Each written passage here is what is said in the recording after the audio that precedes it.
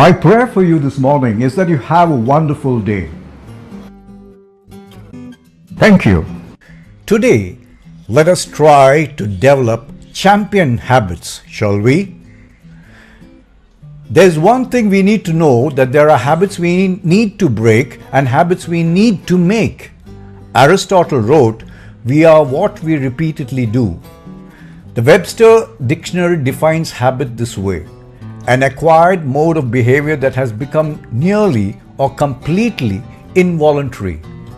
There's a story about a man riding a horse galloping quickly. It appears that he's going somewhere very important. A man standing along the roadside shouts, "Where are you going?" The rider replies, "I don't know. Ask the horse." This is the story of most people's lives. They're riding the horse of their habits with no idea where they're headed. It's time to take control of the reins and move your life in the direction of where you really want to go. Psychological studies reveal that 95% of everything we feel, think, do, and achieve is a result of a learned habit. We are born with instincts, of course, but no habits at all. We develop them over time. Beginning in childhood, we learned a series of conditioned responses that led us to react automatically, as in without thinking, to most situations. Habits can be helpful as long as they are good habits. If you eat healthily, you've likely built healthy habits around the food you buy and what you order at restaurants. If you're fit, it's probably because you work out regularly.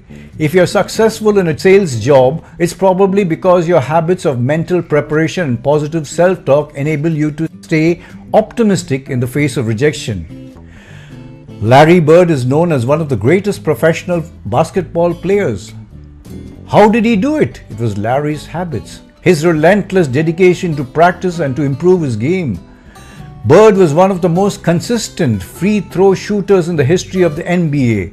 Growing up, his habit was to practice 500 free throw shots every morning before school. With that kind of discipline, Larry made the most of his God-given talents and kicked the butts of some of the most gifted players on the court.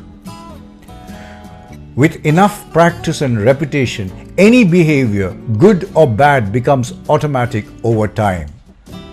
That means that even though we develop most of our habits unconsciously by modeling our parents, responding to environment or cultural association, we can consciously decide to change them. It stands to reason that since you learned every habit you have, you can also unlearn them, especially those that aren't serving you well. Break old ones, make champion ones. Before I sign off, I'd like you to go to subscribe on your YouTube and press the button so that you'll get my talk every single day. Thank you.